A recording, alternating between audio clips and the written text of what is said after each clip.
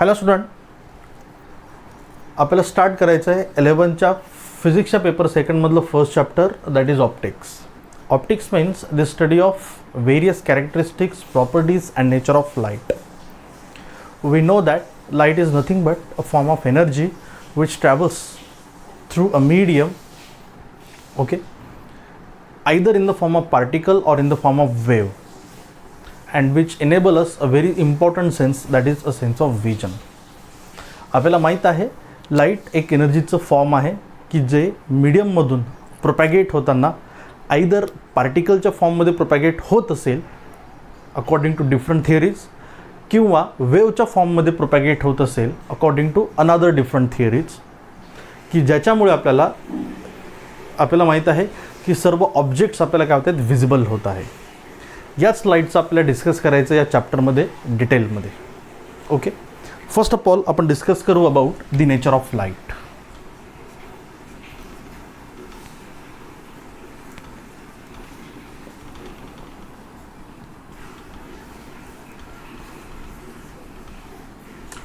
मग आपण आत्ताच बघितलं आहे की light is nothing but a form of energy. मग जर लाईट एक एनर्जीच असेल आणि जर कुठल्याही प्रकारच्या एनर्जीला आपल्याला एका प्लेसपासून दुसऱ्या प्लेसपर्यंत जर ट्रान्समिट करायचं असेल, ट्रान्सफॉर्म करायचं असेल, किंवा जर आपल्याला ट्रान्सफर करायचं असेल, तर त्या एनर्जीला आपण फक्त दोन वेनीच ट्रान्सफर करू शकतो. एक in the form of particle and second in the form of wave. काय सांगते आपण, लक्ष द्या इकडे. जर आपल्याला एखाद्या एनर्जीला एका ठिकाणाहून दुसऱ्या ठिकाणी न्यायचं असेल तर त्या एनर्जीला फक्त आपण दोन फॉर्ममध्येच नेऊ शकतो, एक तर पार्टिकलच्या फॉर्ममध्ये, नाहीतर वेवच्या फॉर्ममध्ये. मग आपल्याला माहीत आहे लाईट पण एक प्रकारची एनर्जीच आहे. मग ही एनर्जी सोर्सपासून ऑब्झर्वरपर्यंत ट्रान्समिट होताना ती पण आयदर एकतर पार्टिकलच्या फॉर्ममध्ये ट्रान्समिट होत असेल, नाहीतर वेवच्या फॉर्ममध्ये ट्रान्समिट होत असेल. कारण एनर्जीला ट्रान्समिट करण्याचे हे दोनच टाईप आहे. या दोनच वेनी फक्त आपण एनर्जीला एका ठिकाणाहून दुसऱ्या ठिकाणी नेऊ शकतो. मग लाईट एनर्जी ही या फॉर्ममध्ये जात असेल की या फॉर्ममध्ये जात असेल, तर आपल्याला माहीत आहे there are different groups of scientist which supports particle nature of light, and there are again a various group of scientist which supports the wave nature of light. आपल्याला डिस्कस करायचं about this nature of light. Okay, मग तुम्हाला माहीत आहे की पार्टिकलच्या फॉर्ममध्ये energy कशी propagate होत आहे. जसं एक्झाम्पल, एक सिम्पल डेमॉन्स्ट्रेशन आपण बघू एनर्जीला पार्टिकलच्या फॉर्ममध्ये एका ठिकाणून दुसऱ्या ठिकाणी नेण्याचं. तर मला माहीत आहे सपोज आपण समोरच्या सिलिंगला एक वुडन फ्रेम सस्पेंड करून ठेवत आहे which is initially at rest. आपल्याला माहीत आहे जी वुडन फ्रेम आपण समोरच्या सिलिंगला सस्पेंड करून ठेवलेली आहे, की जी इनिशियली ॲट रेस्ट आहे, त्याच्याकडे असणारी एनर्जी किती आहे, 0, एक्सेप्ट ग्रॅव्हिटेशनल पोटेन्शियल एनर्जी, जी आपण नेग्लिजिबल कन्सिडर करू. ओके, ती रेस्ट आहे, त्यामुळे त्याच्याकडे कुठल्याही प्रकारची एनर्जी आहे का, नाही. आता आपण काय करतो, एक स्मॉल पेबल आपण घेत आहे, एक स्मॉल पीस ऑफ स्टोन आपण घेत आहे ज्याचं मास आहे m, आणि याला आपण थ्रो करत आहे with velocity of v towards that wooden frame.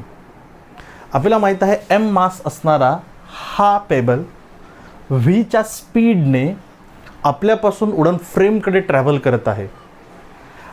आता आपल्याला माहिती आहे m मास आहे, त्याचा स्पीड v आहे, त्यामुळे त्याच्याकडे असणारी जी त्याची कायनेटिक एनर्जी आहे ती किती होणार, half mv². That means half mv² amount of kinetic energy आपल्यासोबत कॅरी करत तो पेबल, तो छोटा दगड आपल्यापासून वुडन फ्रेमपर्यंत जात आहे, आणि तो त्या वुडन फ्रेमला काय करत आहे, हिट करत आहे. जेव्हा आपल्याला माहीत आहे तो पेबल त्या वुडन फ्रेमला हिट करत आहे, तेव्हा तो त्याचं एंटायर मोमेंटम त्या वुडन फ्रेमकडे ट्रान्समिट करतो, आणि तो वुडन फ्रेमला लागून काय होतो, रेस्ट येतो, तो थांबतो. बट वुडन फ्रेम काय करते, अशी मूव्ह होत आहे. जी इनिशियली काय होती, रेस्ट, नाव आता ती काय होत आहे, मूव्ह होत आहे. दॅट मीन्स त्या वुडन फ्रेमला काय मिळाली, energy. That means this amount of energy आलं लक्षात, आपल्यासोबत कॅरी करत एक स्मॉल पेबल या पोझिशनपासून वुडन फ्रेमपर्यंत ट्रॅव्हल होत आहे, आणि ती एनर्जी तो त्या वुडन फ्रेमला ट्रान्समिट करत आहे. आहे लक्षात. याचा अर्थ अशा प्रकारे एनर्जी ही एका ठिकाणाहून दुसऱ्या ठिकाणी पार्टिकलच्या फॉर्ममध्ये ट्रॅव्हल करू शकते, जे आपण आता डिस्कस केलं. आहे लक्षात. This is one type of transmission of energy from one place to the other in the form of particle. Okay. तर वेवच्या फॉर्ममध्ये कशी एनर्जी जात आहे तर तुम्हाला माहीत आहे. सपोज आपण कन्सिडर करा एक शांत पाण्याचा सरफेस आहे. या शांत पाण्याच्या सरफेसवर एक स्मॉल ब्लॉक ऑफ वूड, छोटासा लाकडाचा ठोकळा आपण असा प्लेस केला.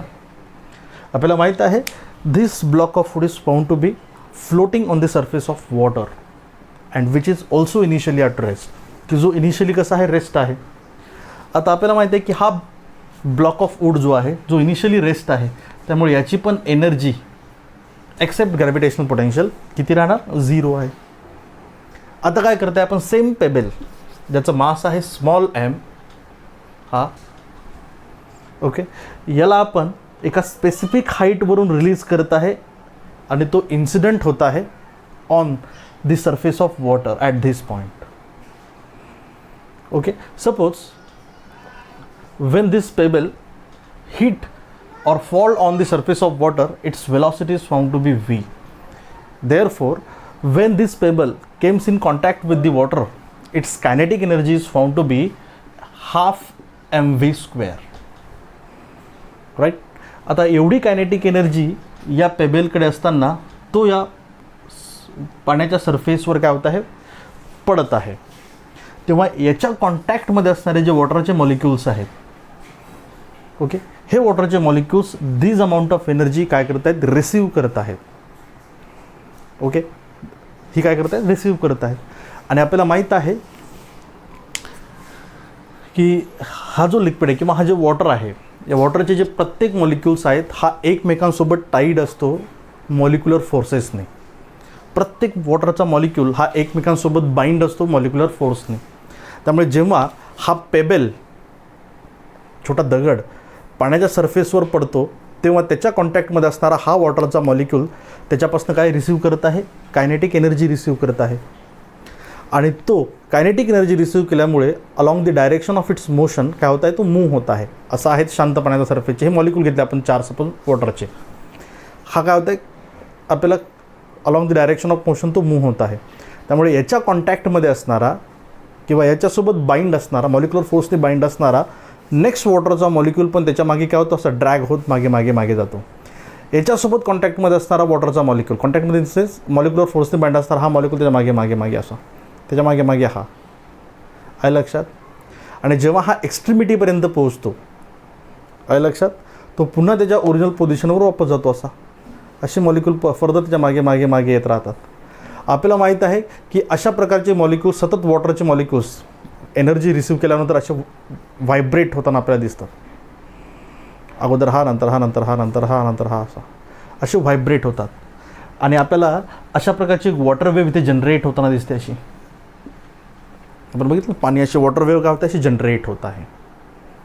And he water wave generate होत होत जेव्हा या वॉटर सरफेसवरून ट्रॅव्हल होत होत जेव्हा या पीस ऑफ किंवा ब्लॉक ऑफ वूडवर इन्सिडेंट होते, तेव्हा हा ब्लॉक ऑफ वूड पण आपल्याला काय दिसतो, असा मूव्ह होताना दिसतो. पडल्यानंतर त्याच्यावर काय होतं, तसं मूव्ह होत आहे. जो इनिशियली काय होता, रेस्ट, नाव आता तो काय होत आहे, मूव्ह होत आहे. मूव्ह होता इन द सेन्स आता त्याच्याकडे एनर्जी काय आहे, नॉन झिरो, त्याला एनर्जी मिळाली. याचा अर्थ या पोझिशनपासून ज्या ठिकाणी हा स्मॉल पेबल वॉटर सरफेसवर इन्सिडेंट होत आहे, त्या प्लेसपासून पीस ऑफ किंवा ब्लॉक ऑफ वूडपर्यंत एनर्जी काय होत आहे, ट्रॅव्हल होत आहे. अँड जेव्हा ही एनर्जी ट्रॅव्हल होत आहे तेव्हा आपण बघितलं वॉटरचा प्रत्येक मॉलिक्यूल आपल्याला काय दिसतो, असा असा असा व्हायब्रेट होताना दिसत आहे. सच type of transmission of energy in the form of vibration through a medium it's called wave. याला काय म्हणत असतो आपण, वेव्ह. अशा प्रकारे व्हायब्रेशनच्या फॉर्ममध्ये एनर्जी ही एका प्लेसपासून दुसऱ्या प्लेसपर्यंत ट्रॅव्हल होते, आहे लक्षात. आणि या मोड ऑफ ट्रान्समिशन ऑफ एनर्जीला आपण काय म्हणत असतो, वेव्ह. या दोनच वेनी फक्त आपल्याला एनर्जीला ट्रान्समिट करता येते एका प्लेसपासून दुसऱ्या प्लेसपर्यंत, आहे लक्षात. लाईट पण एक प्रकारची एनर्जीच आहे, जिला सोर्सपासून ऑब्झर्वरपर्यंत किंवा मीडियममध्ये जर ट्रॅव्हल करायचं असेल किंवा वेवच्या फॉर्ममध्ये आपण तिला ट्रान्समिट करू शकतो. आणि आत्ताच आपण बघितलेलं आहे की लाईट पण एक प्रकारची एनर्जीच आहे की जी सोर्सपासून मीडियममध्ये पण ट्रॅव्हल करताना आयदर एकतर पार्टिकलच्या फॉर्ममध्ये ट्रॅव्हल करत असेल, नाहीतर वेवच्या फॉर्ममध्ये ट्रॅव्हल करत असेल. हेच लाईटचं नेचर जे आहे, यावरून आपण ऑप्टिक्स म्हणजे स्टडी ऑफ लाईटला डिव्हाइड केलेलं आहे 2 डिफरंट पार्टमध्ये. Okay, study of light by considering light as a particle nature is called ray optics, and study of light by considering light to be of wave nature, it's called wave optics. म्हणजे depending upon the nature of light, okay, we classify the study of light, that is optics, into these 2 parts, that is ray optics and wave optics. रे ऑप्टिक्समध्ये आपण लाईटचं mainly consider करत आहे particle nature, की light पार्टिकलसारखा behave करतो, हे आपण consider करून लाईटचा स्टडी करतो.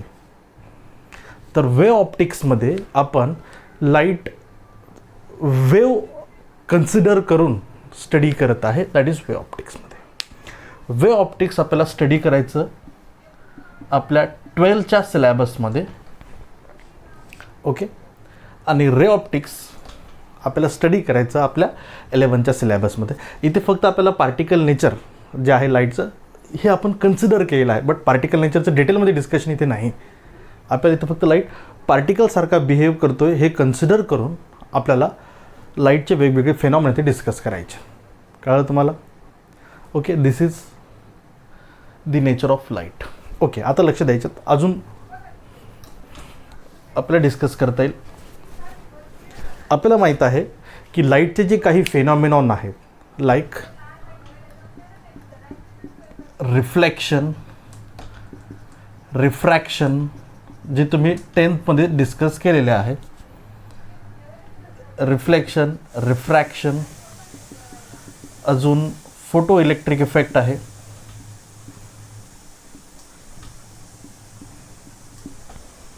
कॉम्प्टन इफेक्ट आहे.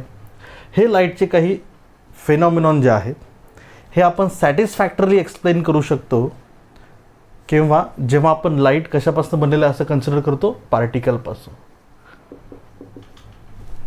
लाईटचे दुसरे फेनॉमिनॉन जे आहेत लाईक इंटरफेरन्स, डिफ्रॅक्शन,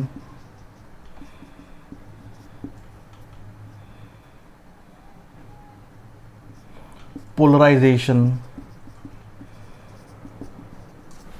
हे लाईटचे काही फिनॉमिनॉन जे आहेत हे आपल्याला सॅटिस्फॅक्टरीली एक्सप्लेन करता येतात only when we consider light to be made up of waves.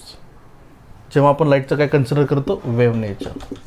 म्हणजे बघा काय की काही फिनॉमिनॉन लाईटचे असे आहेत हे आपल्याला सॅटिस्फॅक्टरीली एक्सप्लेन करता येतात फक्त जेव्हा आपण लाईट पार्टिकलपासून बनलेलं आहे असं जर कन्सिडर करत असेल तर. आणि लाईटचे काही फेनॉमिनॉन असे आहेत हे फेनॉमिनॉन आपल्याला फक्त आणि फक्त एक्सप्लेन करता येतात on the basis of wave nature of light. फक्त लाईट वेव्हपासून बनलेला आहे असं कन्सिडर करून. मग असं कसं शक्य आहे की काही फेनॉमिनॉनमध्ये लाईटला आपण पार्टिकल कन्सिडर करणार, काही फेनॉमिनॉनमध्ये लाईटचा वेव्ह कन्सिडर करणार. आहे लक्षात? तर हा प्रॉब्लेम सॉल्व केला quantum थिअरीने.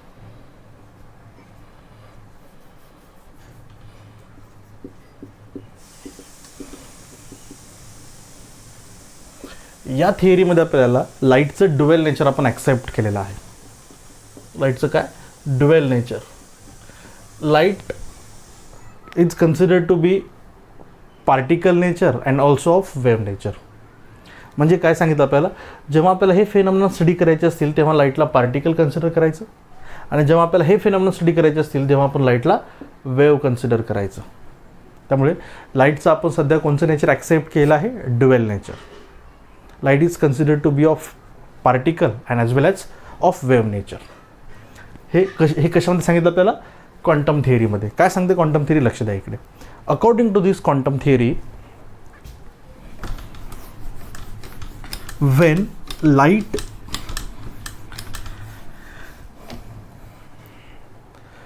when light is emitted from any source, it always travel in the form of discrete manner. की कुठल्याही सोर्समधून लाईट जेव्हा बाहेर पडतो तेव्हा तो लाईट कंटिन्युअस मॅनरमध्ये बाहेर न पडता तो डिस्क्रीट फॉर्ममध्ये आपल्याला बाहेर पडताना दिसतो. सतत कंटिन्युअस फॉर्ममध्ये एनर्जी सोर्समधून रिलीज न होता ती डिस्क्रीट फॉर्ममध्ये आपल्याला बाहेर पडताना दिसते. दॅट इज एनर्जीच्या पॅकेट्समध्ये आपल्याला ती बाहेर पडताना दिसते. आणि तो जो एक सिंगल पॅकेट एनर्जीचं ज्या सोर्समधून बाहेर पडते त्याला या क्वांटम थिअरीमध्ये आपण नाव दिलं quanta, which is also called as photon. Quanta काय सांगते क्वांटम थिअरी, लक्ष द्या इकडे, कन्फ्यूज होऊ नका. कुठल्याही सोर्समधून जेव्हा लाईट एनर्जी बाहेर पडते तेव्हा ती लाईट एनर्जी कंटिन्युअस फॉर्ममध्ये बाहेर न पडता ते डिस्क्रीट फॉर्ममध्ये बाहेर पडते. जसं एक्झाम्पल आपण कन्सिडर केलं टॅप. सपोज तुम्ही नळ घेतला, आपल्याला माहिती आहे नळाचा जो टॅप आहे तो जर फुल ऑन केला आपण तर आपल्याला सतत कंटिन्युअस धार बाहेर पडते पाण्याची. आहे लक्षात? आपल्याला सांगितलं काय की कुठलाही लाईटचा सोर्स असेल तर त्या सोर्समधून जेव्हा ही लाईट एनर्जी बाहेर पडते तेव्हा त्याची सतत कंटिन्युअस धारेप्रमाणे बाहेर पडते का? नाही. तर ती डिस्क्रीट फॉर्ममध्ये बाहेर पडते. डिस्क्रीट फॉर्ममध्ये बाहेर पडते म्हणजे काय, जसं टॅप जर आपण आता ऑफ केला तर त्यामुळे काय म्हणतात थेंब थेंब बाहेर पडतात. तो डिस्क्रीट फॉर्म, एक थेंब नंतर दुसरा थेंब नंतर तिसरा थेंब. आहे लक्षात? अशा डिस्क्रीट फॉर्ममध्ये लाईट एनर्जी कुठल्याही सोर्समधून आपल्याला बाहेर पडताना दिसते असं आपल्याला प्लँक्सच्या क्वांटम थिअरीमध्ये सांगितलं. आणि तो जो एक पॅकेट आहे एनर्जीचं त्या पॅकेटला त्यांनी काय नाव दिलं, quanta. And according to Planck's quantum theory त्या एका क्वांटामध्ये असणारी जी एनर्जी असते which is equal to h cross c upon lambda. यामध्ये c आहे स्पीड ऑफ लाईट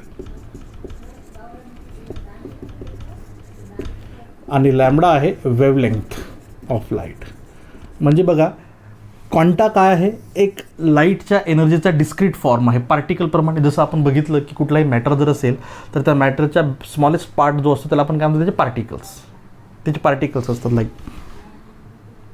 तसं लाईटच्या एनर्जीचा जो सोर्स आहे त्याच्यामधून एक जो डिस्क्रीट फॉर्म बाहेर पडत आहे, एनर्जीचं एक पॅकेट जे बाहेर पडत आहे ते लाईक पार्टिकलसारखंच आहे. क्वांटा पार्टिकलसारखाच आहे कारण एक पीस त्यामधून तो बाहेर पडत आहे. आणि त्याच्यामध्ये जी असणारी एनर्जी आहे ती एवढी आहे h cross c upon lambda. Lambda म्हणजे काय, वेवलेंथ. म्हणजे बघा एकीकडे आपण लाईटचं इथे पार्टिकल नेचर सांगितलं कारण पॅकेटच्या फॉर्ममध्ये बाहेर पडत आहे एनर्जी, डिस्क्रीट फॉर्ममध्ये बाहेर पडत आहे. आणि त्या पार्टिकलमध्ये एनर्जी किती आहे, h cross c upon lambda, where lambda is wavelength. म्हणजे प्लँक्स क्वांटम थिअरीमध्ये ही जी एनर्जी सांगितली लाईटच्या एका क्वांटाकडे असणारी किंवा एका फोटॉनकडे असणारी, लाईटच्या एका पार्टिकलकडे असणारी. आहे लक्षात? इकडे आपण ही घेत आहे energy of a particle of light, that is quanta. आणि हे काय आहे, वेवलेंथ आहे. आणि वेवलेंथ कोणाची प्रॉपर्टी आहे, वेवची. म्हणजे या इक्वेशनचं लेफ्ट हँड साईड लाईटचं कोणतं नेचर सपोर्ट करत आहे, पार्टिकल. आणि या इक्वेशनची राईट हँड साईड लाईटचं कोणतं नेचर सपोर्ट करत आहे, वेव. म्हणून आपण काय सांगितलं की सध्या क्वांटम थिअरीमध्ये आपण लाईटचं कोणतं नेचर ॲक्सेप्ट केलं, ड्युअल नेचर. कळलं सगळ्यांना? Okay. This is all about the nature of light.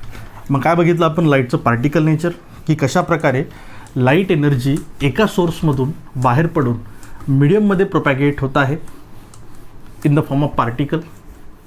नंतर आपण डिस्कस केलं वेव नेचर ऑफ लाईट, की वेवच्या फॉर्ममध्ये एनर्जी कशी प्रोपॅगेट होत आहे. आहे लक्षात? हे डेमॉन्स्ट्रेशनमध्ये आपण डिस्कस केलेलं आहे. Okay, this is the nature of light. नाव आता आपल्याला बघायचं रे ऑप्टिक्स, आणि यालाच आपण काय म्हणतो, geometrical optics.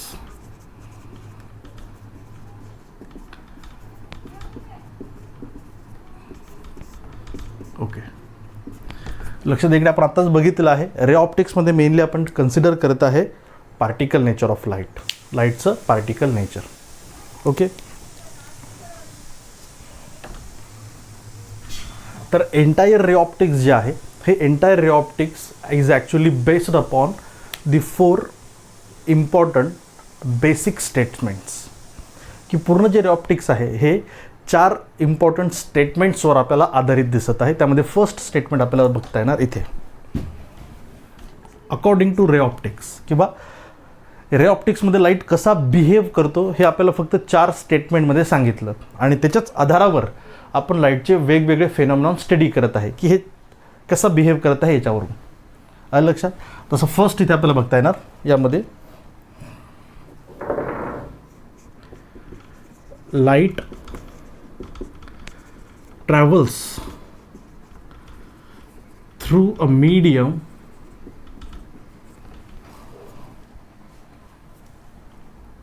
along straight line path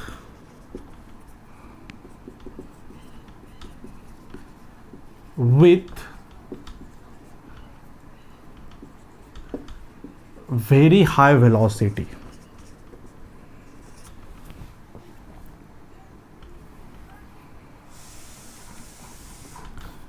Okay, in homogeneous medium.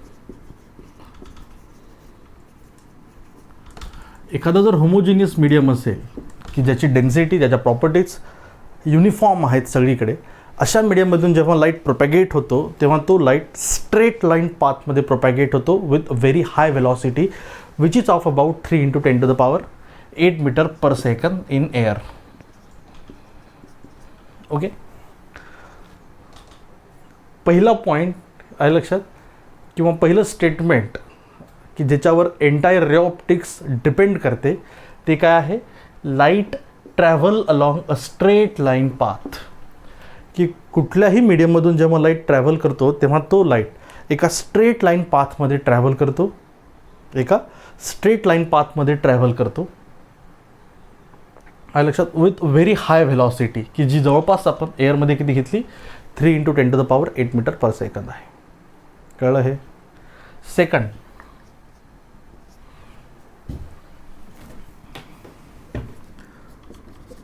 two or more light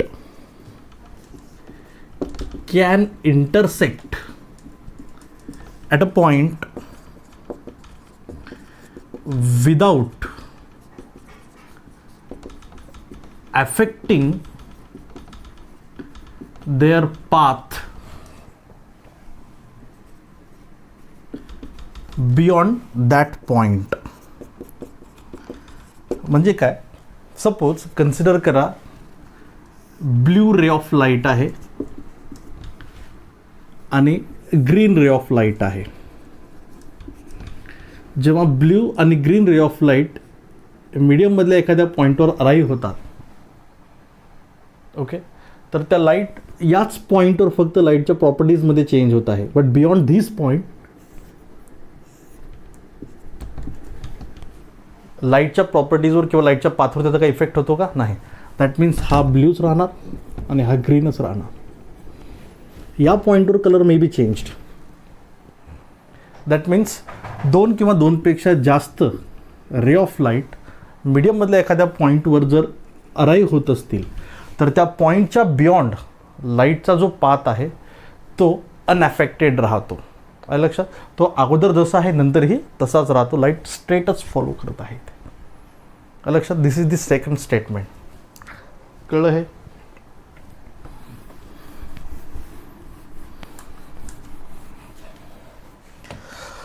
third तुम्हाला माहीत आहे, that is laws of reflection. Light always follow करतो लॉज ऑफ रिफ्लेक्शन. काय laws of reflection? Angle of incidence is equal to angle of reflection. Incident ray, reflected ray are on either side of the normal. Incident ray, reflected ray and normal all 3 lie in same plane. हे तुम्ही 10th मध्ये study केलेलं आहे. Laws of reflection. Angle of incidence is equal to angle of reflection. आणि next आहे तुम्हाला माहीत, laws of refraction.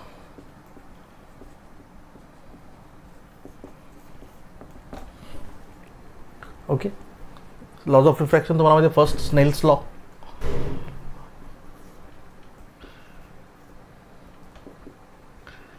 Snell's law. Second, incident ray, refracted ray are on either side of the normal. आणि last आपल्याला माहिती आहे, incident ray, refracted ray आणि normal all 3 line same plane. हे 4 बेसिक स्टेटमेंट आहेत on which entire ray optics depends. म्हणजे या 4 स्टेटमेंटच्या बेसिसवर आपण एंटायर रे ऑप्टिक्स काय करू शकतो, स्टडी करू शकतो. आणि आपल्याला ते स्टडी करायचं. त्यामुळे these are the important statements on the basis of which ray optics or geometrical optics can be studied. यामध्ये रिफ्रॅक्शन आपण डिस्कस करूया डिटेलमध्ये अजून. कळलं तुम्हाला? This is called ray optics. इथे लक्ष द्या. आता हे स्टेटमेंट कशावरनं सांगितलं आपण आत्ताच बघितलं मी, की एंटायर ऑप्टिक्स जे आहे, that is study of light, is divided into 2 parts by considering 2 different nature of light, that is ray optics and wave optics. आता आपल्याला माहीत आहे की जेव्हा आपण लाईट किंवा रे ऑप्टिक्स आपण डिस्कस करत आहे या 4 स्टेटमेंटच्या बेसिसवर, ओके, तेव्हा इथे जरी आपल्याला डायरेक्टली इथे लाईटचं पार्टिकल नेचर आपण घेतलं नाही, पण हे 4 स्टेटमेंट जेव्हा आपण एक्सप्लेन करतो तेव्हा आपल्याला माहीत आहे की हे एक्सप्लेन होत आहेत ऑन दी बेसिस किंवा जेव्हा आपण लाईटला पार्टिकल कन्सिडर करू तसं. जसं एक्झाम्पल बघा, आपण काय घेतली एक गन आणि या गनमधून बुलेट जर आपण फायर केली तर आपल्याला माहिती आहे त्या गनमधून फायर होणारी बुलेट ट्रॅव्हल करताना कशी ट्रॅव्हल करणार, स्ट्रेट लाईन पाथमध्ये. स्ट्रेट लाईन पाथमध्ये आलं का लक्षात? ती कशी ट्रॅव्हल करणार, स्ट्रेट लाईन पाथमध्ये. आणि तेच आपण इथे कन्सिडर केलं की एखाद्या गनमधून बाहेर पडणारी जी बुलेट आहे, ही बुलेट जशी ट्रॅव्हल करते तसा स्ट्रेट लाईन पाथ कोण फॉलो करत आहे, लाईट फॉलो करत आहे. जेव्हा तो एखाद्या सोर्समधून बाहेर पडतो त्याची व्हेलॉसिटी पण कशी असते, खूप हाय असते. कळतंय? दुसरं बघा, इथे आपल्याला माहीत आहे, आपण सपोज रबर बॉल घेत आहे आणि हा रबर बॉल आपण भिंतीवर थ्रो केला, भिंतीवर एका स्पेसिफिक डायरेक्शनने. ज्या डायरेक्शनने आपण तो रबर बॉल भिंतीवर थ्रो करत आहे तो त्या भिंतीवरून रिफ्लेक्ट होताना पण काय होतं, सेम तसाच थ्रो होत आहे. That mean it follows what, laws of reflection.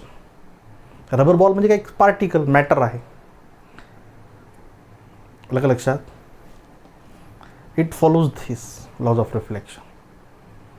इथे आपण हे लॉज ऑफ रिफ्लेक्शन आपण इथे आपण लिहिलेत on the basis of particle nature. जसं पार्टिकल बिहेव करत आहे तसंच लाईट बिहेव करत आहे, म्हणून हे इक्वेशन आपण इथे लिहिलं. तिसरं आपल्याला माहीत आहे लॉज ऑफ रिफ्रॅक्शन. तुम्ही बघा, सपोज आपण ग्राउंडवर धावत आहे. काय लक्षात? ग्राउंडवर धावताना आपला स्पीड, ज्या एनर्जीने आपण ग्राउंडवर धावत आहे, एक्झॅक्टली तीच एनर्जी कन्झ्युम करून जर आपल्याला पाण्यामध्ये धावायला सांगितलं तर आपला स्पीड साहजिक आहे, काय राहणार, कमी. एनर्जी सेम आहे. एनर्जी आपण इथे पण वापरत आहे, जेवढी एनर्जी वापरत आहे ग्राउंडवर धावताना, तेवढ्याच एनर्जीने जर आपण सपोज पाण्यामध्ये जर धावत असेल तर आपल्याला माहिती आहे पाण्यामध्ये आपला स्पीड साहजिक आहे, काय होतो, कमी. हॅविंग एनर्जी कशी आहे, सेम. तसंच इथे म्हणजे काय, लाईटचा स्पीड आपल्याला माहीत आहे रेरर मीडियममध्ये कसा आहे, जास्त आहे. आणि जेव्हा लाईट हा रेरर मीडियममधून डेन्सरमध्ये जातो तेव्हा त्याचा स्पीड आपोआप काय होतो, कमी. लक्षात? हे म्हणजे हे जे आपण स्टेटमेंट इथे ड्रॉ केलेत, हे स्टेटमेंट आपण ड्रॉ केले कशाच्या बेसिसवर, पार्टिकलच्या बेसिसवर. म्हणून आपण रे ऑप्टिक्समध्ये जनरली कन्सिडर करतो लाईटचं पार्टिकल नेचर. लक्षात? This is the introduction to optics, ज्यामध्ये आपण डिस्कस केलं नेचर ऑफ लाईट आणि the 4th basic statements on which complete ray optics depends. कळलं कसं काय नाही? यामध्ये आपण लॉज ऑफ रिफ्लेक्शन आणि laws of refraction next video लेक्चरमध्ये आपण डिटेलमध्ये डिस्कस करूया. थँक्यू.